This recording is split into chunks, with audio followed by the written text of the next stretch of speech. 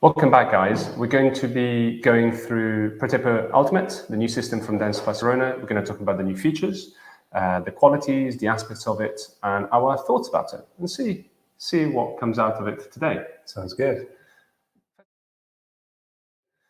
First of all, we're going to walk through the instruments themselves, have a little look at what the family of ProTaper Ultimate is, and we've got a few slides for you. It's a new system. So it came out, last year? Yeah, back end of last year. Obviously, it came out in the US initially, and it's sort of trickling its way across over in Europe and the UK here. And yeah, we managed to get our hands on it back end of last year. We've had a bit of a play with it.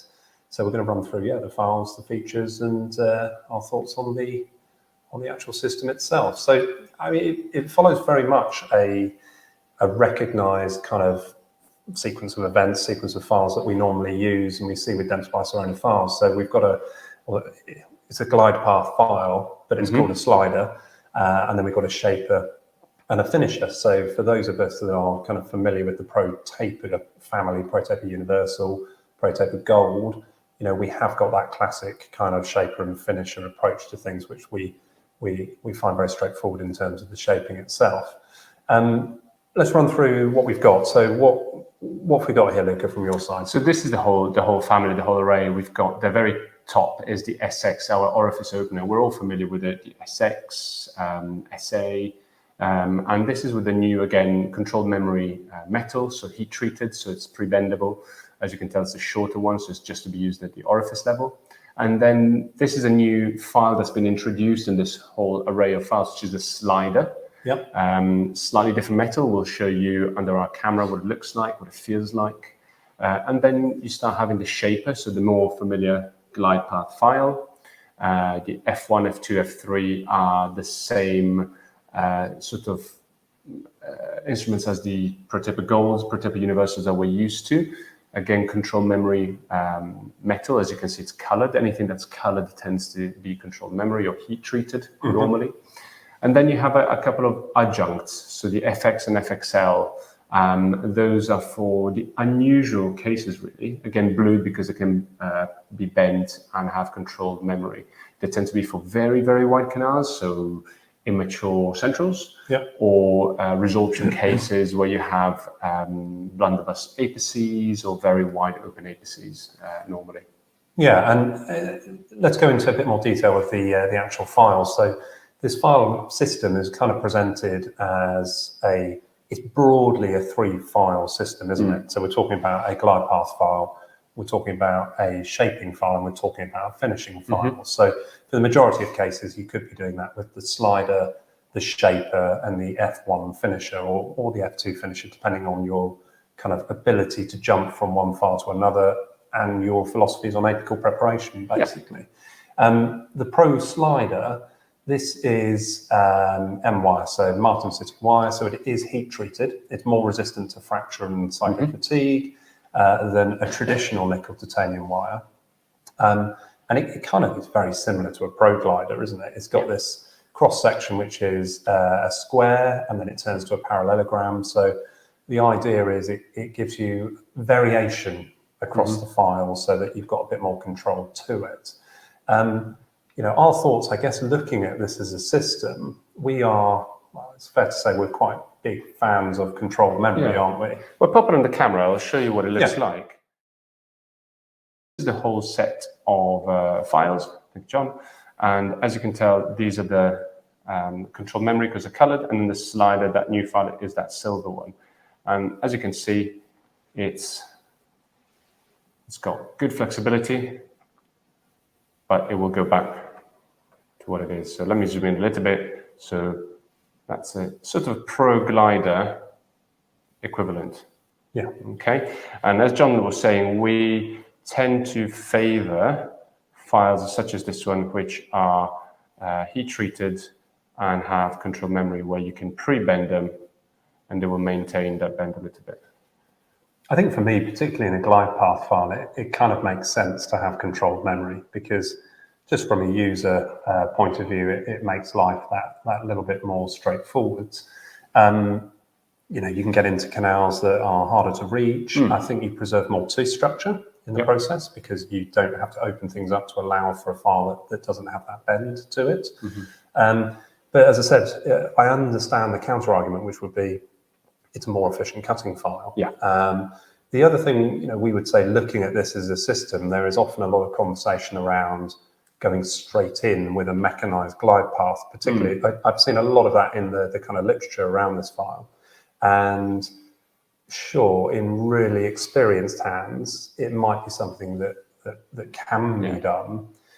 But I always think, why would you, when you could very simply bring in a size 10 file and reduce the risk significantly? I mean, I don't know where you sit on that debate. I think that would be our protocol, would be to always have a size 10 scouting file. So you find the canal with a size 10 and establish a reproducible glide path with that. So wherever your 10 goes, any nickel titanium file can go.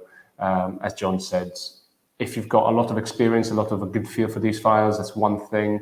But why run the risk when you can simply pick up a size 10, which is cheap and easy?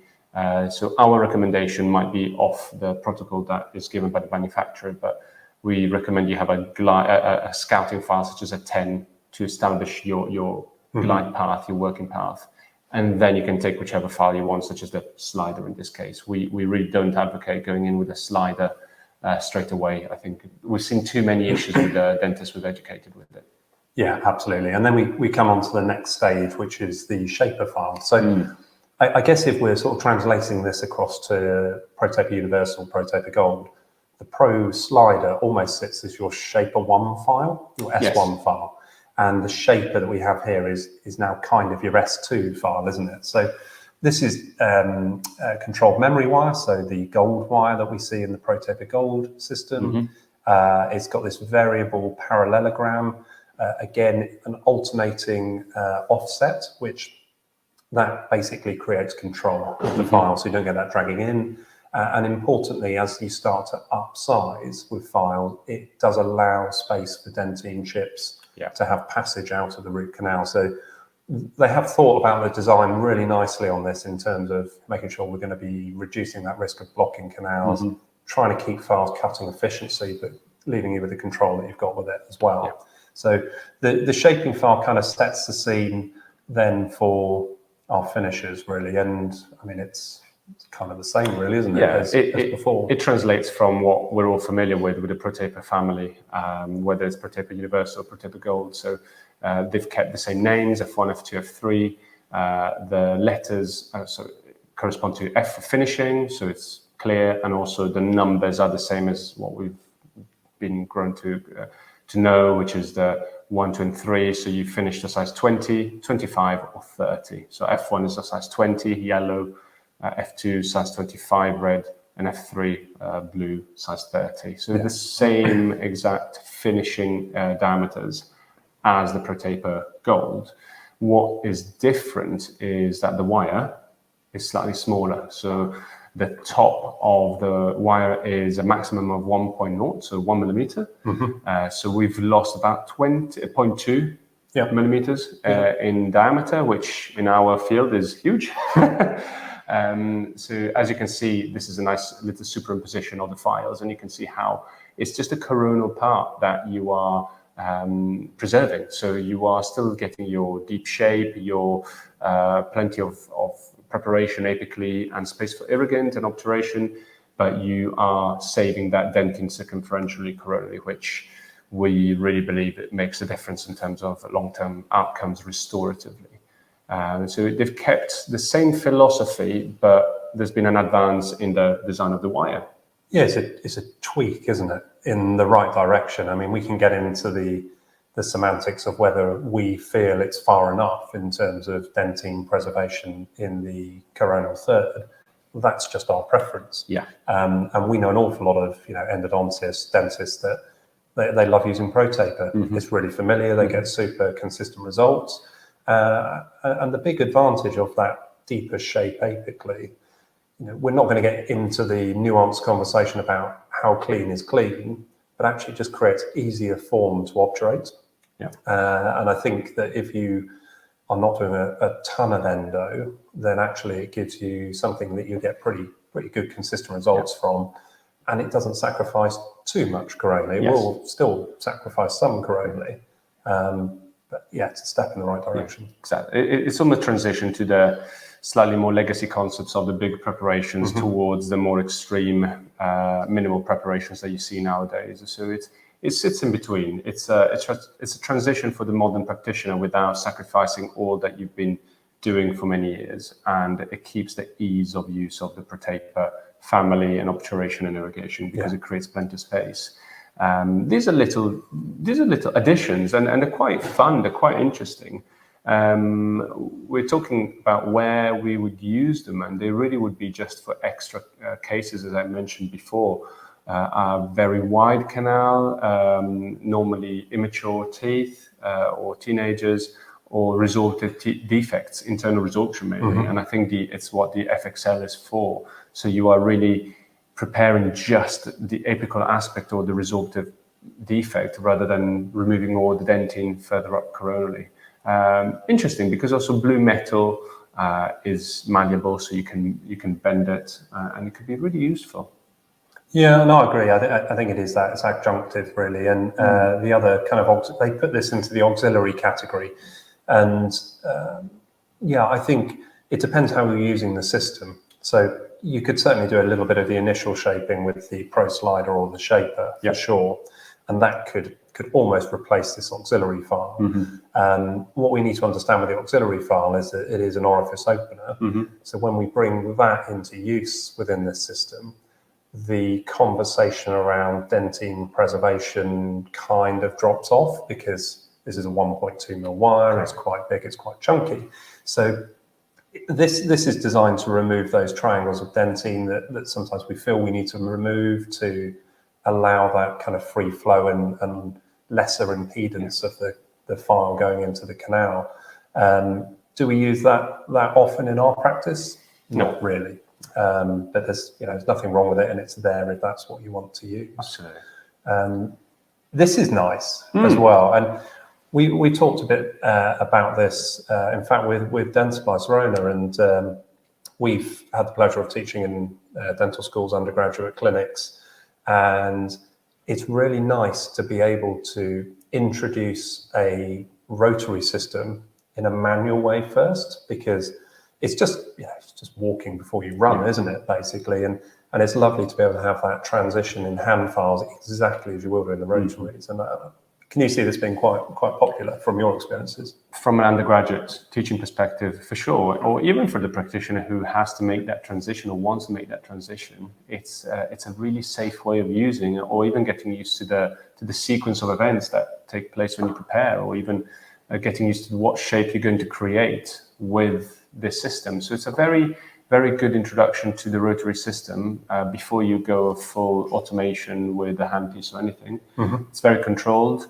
What this can also be an adjunct is if you have very curved canals and you're a little bit hesitant about using files in a handpiece, this gives you the full control of feeling really what the file is doing and controlling it. So really, really good idea to supplement this in a hand motion, which is really rare when it comes to nickel titanium files. It's really, really the exception to the norm. Yeah, absolutely. And then we can dial in on the kind of like what I call the geek slide, which looks at all the kind of the diameters across from D0 to D16. So that's the active cutting element of the file. And I think we'll leave it there, screenshot it as you wish, and you can have a look at it in your spare time. But what I would kind of highlight really is that they work in one of two ways, really. So you've got the slider and the shaper, which start off with a smaller taper at the very end of the file, at the tip of the file, and then that taper gets increasingly bigger across the active portion. And that's designed to remove coronal interference, which then allows your finishing files to come down and finesse that deep shape, the apical preparation. And it's the other way around for those files. So it starts with a bigger taper apically, and then it regresses higher up. So it allows you to shape apex without removing too much structure sort of higher up the root canal. So it's open the top, prep the bottom. Yeah, a really, really simple philosophy, really well thought through. I think it's going to be a popular system here. I don't know what your thoughts are. Yeah, it's going to work. I think the advantage is that it provides a whole array of instruments. So it's going to fit different philosophies, going to fit different practitioners. Absolutely, it's moving forward from the previous ProTaper family. So it's an evolution. It's an evolution of previous systems. It's building on solid foundations. Yeah, and it comes with all the regular sort of GP, the conform fit. There we go. Super accurate. It's got the paper points. Works broadly with any sealer that you want to use with it, whatever your preference is. So yeah, it's going to be a nice system, I think. Does it sit entirely within our shaping philosophy? It's better than ProTaper Gold for sure. Getting closer. Yeah, but it will be consistent, and it's a well-made system. So exactly. hopefully that's been, well, it's been quite nice to chat about it. Hopefully that's been useful. And as always, if you've enjoyed it, feel free to share the video with colleagues that might benefit too. All right, lovely. Thank you. Cheers. Bye.